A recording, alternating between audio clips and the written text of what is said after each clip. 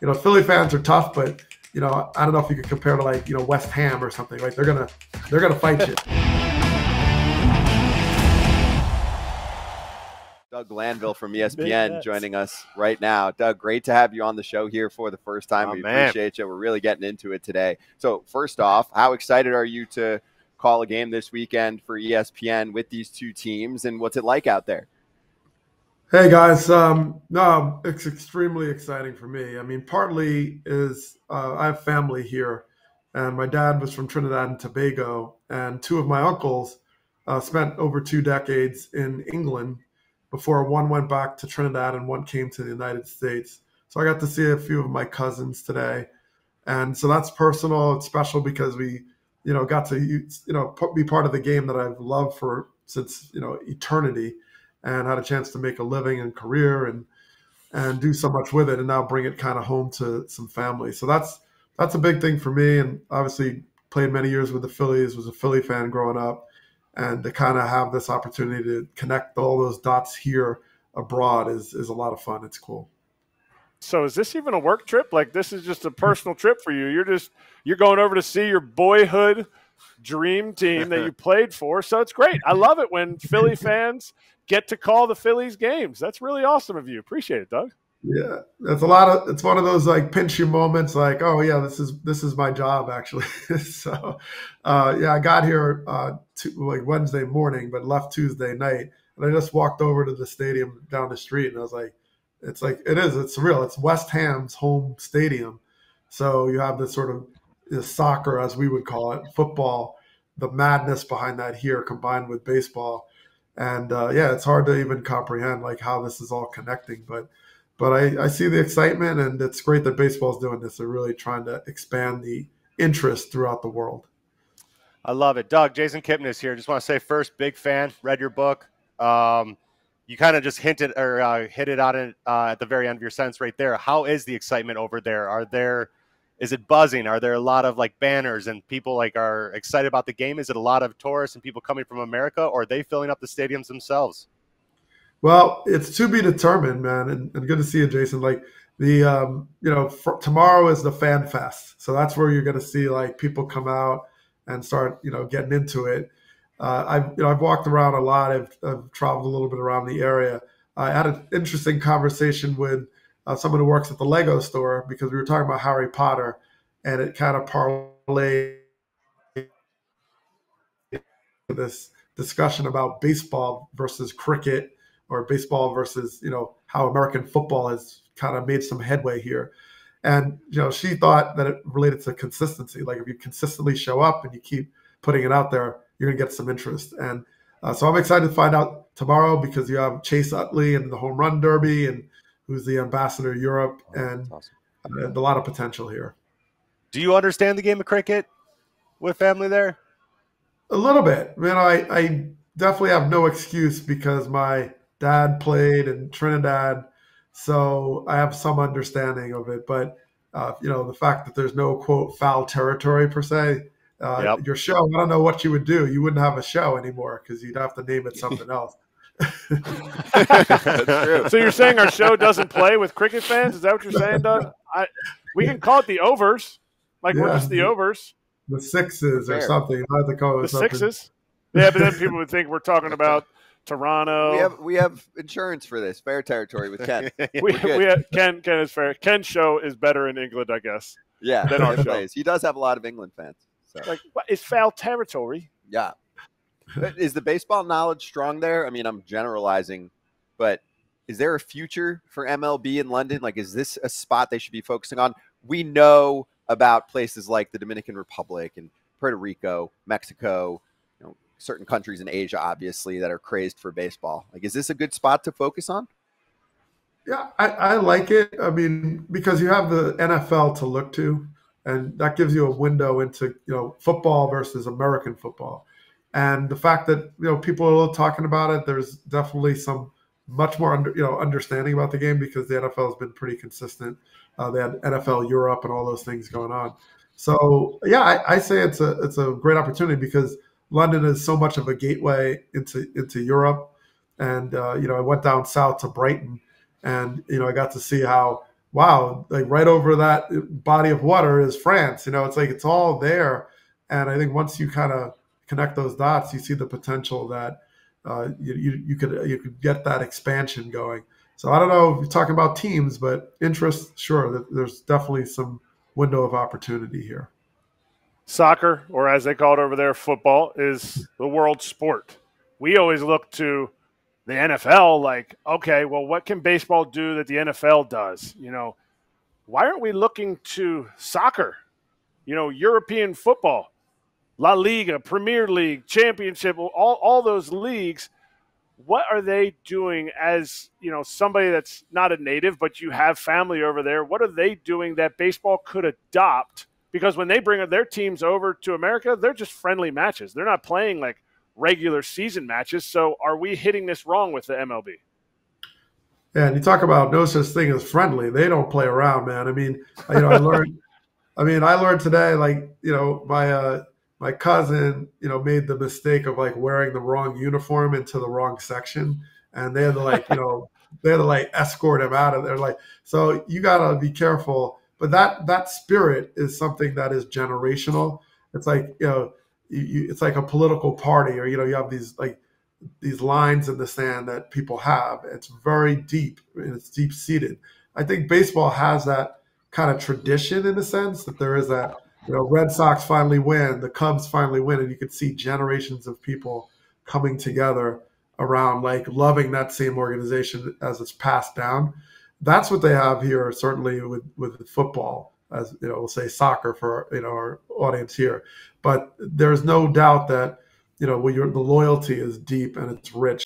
FT is headed to the MLB All-Star Game this year, and there's only one way you should be finding tickets for any ball game. SeatGeek is the official ticket marketplace of Major League Baseball, so they have you covered for all of your baseball ticket needs.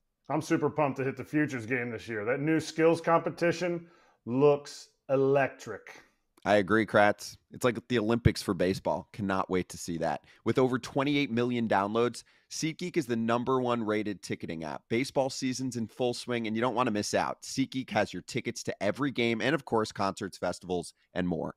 Every ticket's backed by their buyer guarantee, and SeatGeek is the only site that lets you return your tickets ahead of the event with swaps. And Kratz, FT came through for the people. Use our code FOUL for $20 off tickets at SeatGeek. That's $20 off your first purchase with promo code FOUL. Make sure you click the link in the description to download the app, please. Philly fans are tough, but I don't know if you could compare to like West Ham or something, right? They're gonna fight you, right? Like, so when you buy your tickets here, you have to buy in a specific section of where your team's fans are. You literally do not have an option of sitting in the other section. It's just not even an option. So I don't think you want that option. You don't want that option. You don't want to find out where that is. So there's a lot of spirit. And so I'm hoping that by being here, we do get these ideas about what Major League Baseball can do, and to kind of get inspired by that, because it's deep here. It is deep. Well, I saw the Phillies kind of branding that they've done. They did that cool little Beatles tribute right there, and all the cool, fun marketing stuff they've done. What do you got on these two teams? What do you expect to see from them the next 2 days? I know we got Ranger Suarez and Manaea going the first game. What are you looking for, or forward to, I guess, for these next two games out there? Look, the Phillies are playing really well, and they are an elite team. And they got off to a good start this year versus the last couple of years. And even then, the last couple of years, they still found themselves at the doorstep or in the World Series. So I'm excited to just watch like what they're bringing, because it's a chance for England, London, this area to see really one of the best teams, or probably one of the #1, #2 team in baseball. And so I'm looking to see how they embrace that ambassadorship in this moment, right? Like they have great pitching, they can hit, they score runs, they pretty much do everything well. And they're playing against the team, the Mets, who struggle on so many levels. So does that rivalry transcend into international waters, so to speak? But I think it's going to be a lot of fun, and I think the players are certainly enjoying it. What is the one storyline that you're going to take in? You're doing all your research. You've watched games. What's the one storyline from the Mets that you're going to be talking about for this game, or that you want answers from when you get to talk to the teams at the media day? Yeah, my big question for the Mets is just their talent and their ability to turn it around. Like it's almost like you could feel like there could be something that could click with this talent to be able to say, okay, Nemo's playing his best, Lindor's playing his best, Alonso, and you kind of go on Jeff McNeil batting title. You're like, wait a minute, where are these guys? Right? They're in there, right? So I just kind of curious to hear like what that moment will look like for them, like what they think will get them locked in, or is it really irretrievable? And the motivation to be international stars in this moment, what does that do and trigger for the Mets? So does that jumpstart something different? Those connections. And sometimes that's what it takes. You play in, I played a winter ball in Puerto Rico, and it was just a different perspective, and it sort of resets you. It's like going to Montreal when they had the Expos, and you're like, okay, it's not a lot of reporters. We're kind of, and you just get a different mindset. That's what I'm looking for from the New York Mets, because I see a lot of talent. I do see a lot of talent. And as many people, they certainly have spent the money. What's it going to look like in this next couple of games? Do you have? I just watched a roast on the flight over here. Do you have the guts for a one-game play to ask Pete Alonso what he thinks about being traded, or is that not in your in your realm of what they want you to be asking questions? Because that's really what has been surrounding, besides what you just said about the Mets, what's been surrounding the Mets this year. Yeah, like will everybody be in this uniform, right? I mean, are they becoming a farm system for the playoffs this season? Yeah, it's a real question. It's an important question, and that I'm sure that will have to come up if just trying to journalistically understand all the real factors, because that's a stressor for any player when like you could be gone, you could be out of there, or something could change your whole future, and that's not an easy part of the game, but it is a normal part of the business. Eric Kratz here from FT. I'm a former athlete that really pays attention to his routine. And AG1 every morning before my workouts is something that gets my day going. Hey, Braun here. AG1 is a foundational nutrition supplement that delivers daily nutrients and gut health support, and it's backed by multiple research studies so you can trust what you're putting in your body. Unlike other products which only test their ingredients in isolation, AG1 tests their formula as a whole. Ready for this stat? 97% of people in a research study felt more energy after 30 days of drinking AG1.